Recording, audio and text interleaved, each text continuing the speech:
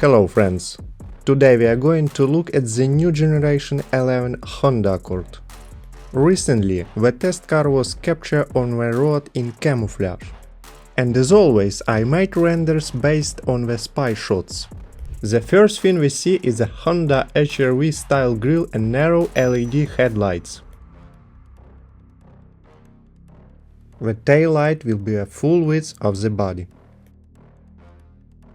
Under the hood, the 1.5 liter and 2.0 liter turbocharged gasoline engines will remain the same.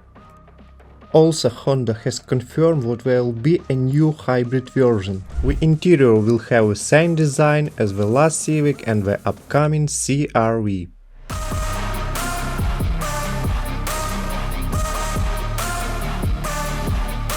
The new Honda Accord is expected to premiere in mid-2023. Now you can see the car in different colors. Write in the comments which color you like best. Thanks for watching, see you in the next videos.